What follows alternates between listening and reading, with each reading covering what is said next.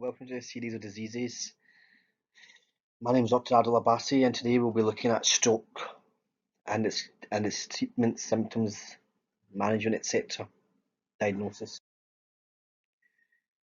So the background. So an ischemic stroke occurs when the blood supply to part of the brain is blocked or reduced. This prevents brain tissue from getting oxygen and nutrients. The brain cells begin to die in minutes. Another type of stroke is a hemorrhagic stroke. This occurs in the brain when a blood vessel in the brain leaks or bursts and causes bleeding in the brain. The blood increases pressure on brain cells and damages them. So a stroke is a medical emergency, and it's crucial to get medical treatment right away.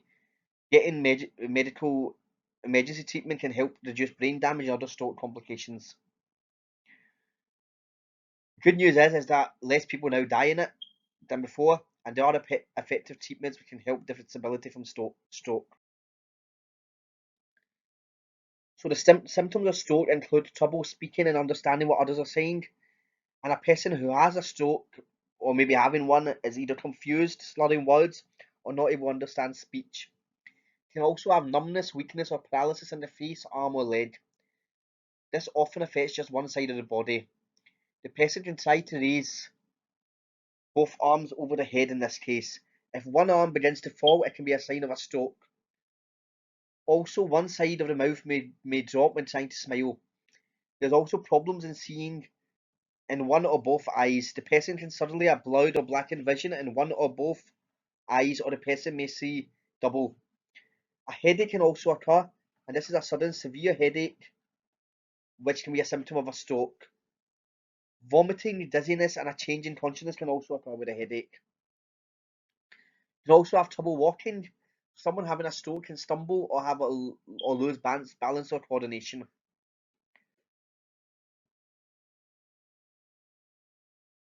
So there are two main causes of a stroke. An ischemic stroke is caused by a blood artery in the brain. A hemorrhagic stroke is caused by leaking or busting of a blood vessel in the brain. Some people can have only a temporary disruption of blood flow to the brain, known as a transient ischemic attack. So a transient ischemic attack doesn't cause any long-lasting symptoms. This is the most common type of stroke. It happens when the brain's blood vessels become narrowed or blocked. This causes the reduced blood flow, known as ischemia.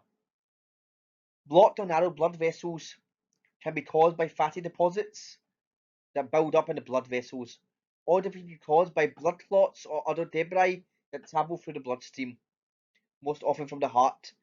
An ischemic stroke occurs when the fatty deposits, blood clots, or other debris become lodged in the blood vessels in the brain. So, research has shown recently that the COVID-19 infection can increase the risk of ischemic stroke, but more study is needed. With regards to hemorrhagic stroke, this occurs when a blood vessel in the brain leaks or ruptures. Bleeding inside the brain, known as a brain hemorrhage, can result from many conditions that affect the blood vessels. Factors related to these include high blood pressure that's not under control, over-treatment with blood thinners, also known as anticoagulants, bulges at weak spots in the blood vessel walls, known as aneurysms, head trauma such as from a car accident, protein deposits in blood vessels that lead to weakness in the vessel wall, and this is known as cerebral amyloid angiopathy. Ischemic stroke can lead to a brain hemorrhage. A less common cause of the bleeding in the brain is a rupture of an arteriovenous malformation, AVM, I'll call it. So an AVM is an irregular tangle of thin-walled blood vessels. Moving on to a transient ischemic attack, this is a temporary period of symptoms similar to those of a stroke, but it doesn't cause permanent damage, as I said in the previously. A TIA is caused by a temporary decrease in blood supply to part of the brain. The decrease may last as little as 5 minutes. A transient ischemic attack is sometimes known as a mini stroke. This occurs when a blood clot or fatty deposit reduces or blocks blood flow to part of the nervous system. Even if you think you've had one, you should seek emergency care. It's not possible to tell if you're having a stroke or TIA based only on the symptoms. If you've had a TIA, it means you have a partially blocked or narrowed artery leading to the brain. Having a TIA increases your risk of having a stroke later. So speaking of risks, moving on to risk factors. This can increase the risk of stroke risk factors. And these include, but there are treatable ones which include lifestyle risk factors, being overweight or obese, physical inactivity, heavy or binge drinking, use of illegal drugs such as cocaine or methamphetamine, medical risk factors, high blood pressure, cigarette smoking or secondhand smoke exposure, high cholesterol levels, diabetes, obstructive sleep apnea, cardiovascular disease, which includes heart failure, heart defects, heart infection of irregular heart rhythms, such as atrial fibrillation, personal or family history of stroke, heart attack, or transient ischemic attack. Other factors included with a higher risk of stroke include age, where people aged 55 or older have a higher risk than younger people. Your race or ethnicity can also have a part in this.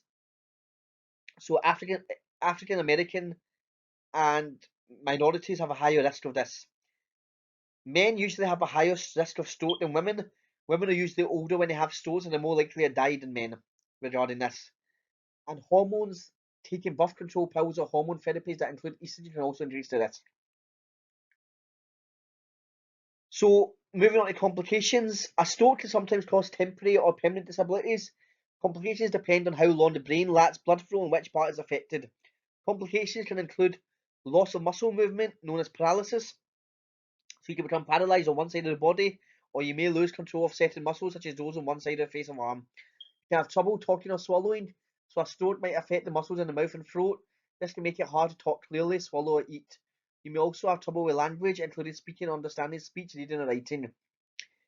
Memory loss or trouble thinking. So many people who have had strokes experience memory loss. Others can have trouble thinking, reasoning, making judgments, and understanding concepts.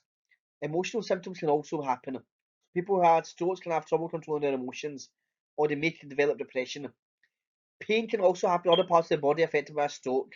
If a stroke causes you to lose a feeling in the left arm, you can develop a tingling sensation in that arm. Also, what's common is that people who have had strokes can become more withdrawn. You can also need help with grooming and daily chores and start avoiding people.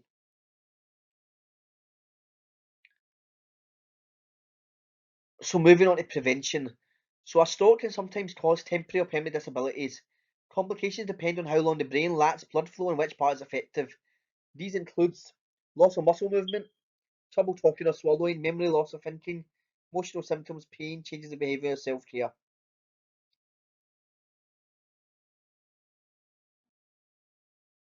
So if you have had an ischemic stroke, you can need medicines to help lower your risk of having another stroke. So medicines can lower your risk. These include antiplatelet drugs. These are platelets in the cells that form blood clots. So antiplatelet medicines make these cells less sticky and less likely to clot.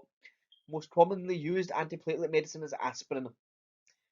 So if you've had a TIA or a minor stroke, you can take aspirin and antiplatelet medications such as clopidogrel. These medicines can be prescribed for a period of time to reduce the risk of another stroke. If you can't take aspirin, you can be prescribed clopidogrel alone. Ticagrelor is another antiplatelet medicine that we use for stroke prevention. So blood thinning medicines known as anticoagulants. These medicines reduce blood clotting. So heparin is a fast-acting anticoagulant that can be used in a short time in the hospital. Slower acting warfarin can be used over a longer term. So warfarin is a powerful blood thinning medication, so you need to take it exactly as directed and watch for side effects. You also need regular blood tests. So newer medicines have come into place, such as Pradaxa, which is also known as dabigatran, rivaroxaban, apivaxin, and edoraxin.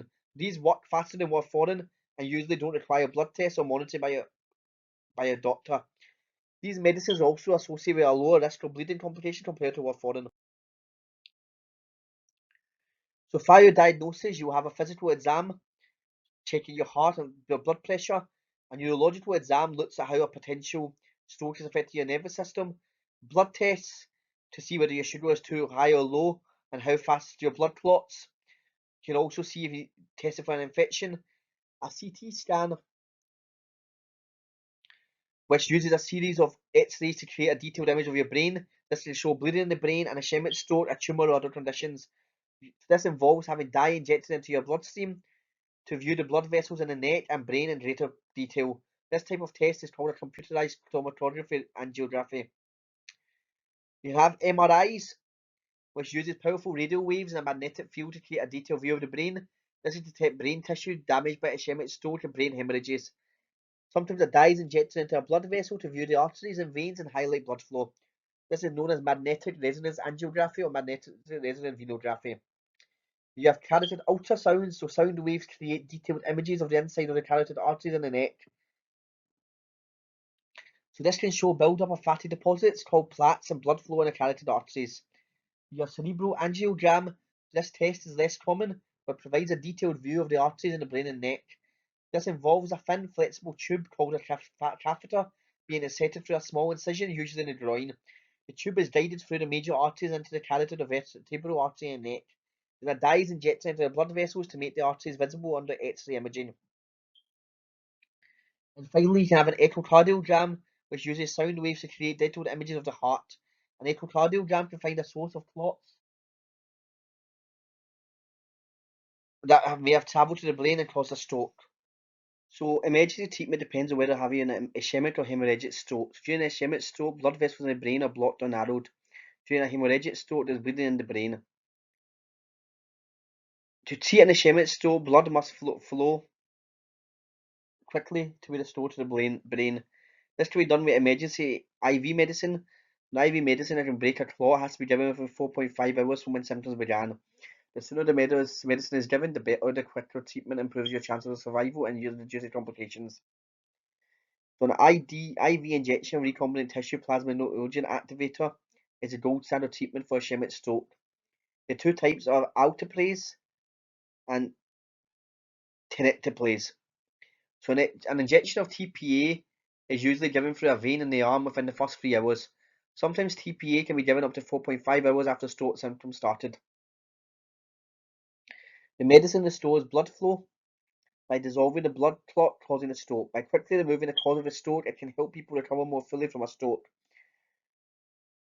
So ischemic stroke is also treated directly inside the blood vessel sometimes. So endovascular therapy has been shown to improve outcomes and reduce long-term disability after ischemic stroke. These procedures can be performed as soon as possible. Medicine is delivered directly to the brain, so during this procedure a long thin tube called a catheter is inserted through an artery in the groin. So you can also have removing the clot with a stent retriever, but a device attached to a catheter can directly remove the clot from the blood vessel in the brain. This is helpful for people with large clots that can't be completely dissolved. Procedure is often performed in combination with injected TPA.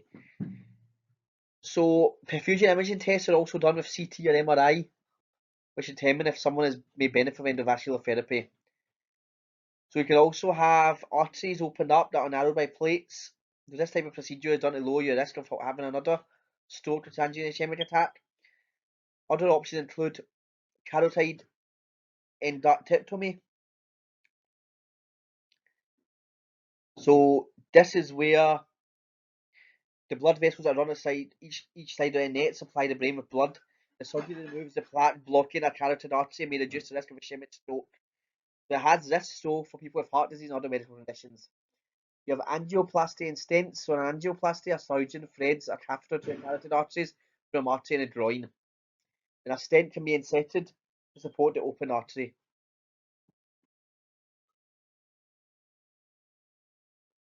You also have hemorrhagic stroke. So emergency treatment of hemorrhagic stroke focuses on controlling the bleeding and reducing pressure in the brain caused by excess fluid. So medicine is also given, as I mentioned before, so these can lower the pressure in your brain, lower blood pressure, prevent spasms over the blood vessels and prevent seizures. So if the area of the bleeding is large, you may need surgery to remove the blood and relieve pressure on your brain. Surgery may also be used to report the blood vessel damage associated with hemorrhagic strokes, especially if you eat a lot of KFC. Your doctor can also recommend that these procedures to prevent malformation. So this is a blood vessel caused by a stroke. You have surgical clipping. So a surgeon places a tiny clamp at the base of an aneurysm to stop blood flow to it. An aneurysm is a bulge at a weak spot in a blood vessel. The clamp can keep the aneurysm from bursting, or the clamp can keep an aneurysm that recently burst from bleeding again. You have coiling, which is also known as endovascular embolization. The catheter is inserted into the artery in the groin and guided to the brain.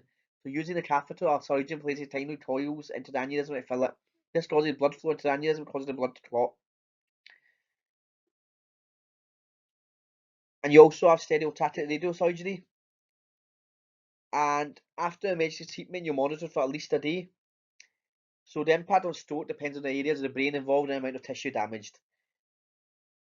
So that's the end of today's video. So I've shortened it a wee bit. I've not really talked about the what's it called, the stereotactic radiosurgery. But if anyone is interested, feel free to drop a comment and I'll respond. Okay, have a good day. Thank you. Bye bye.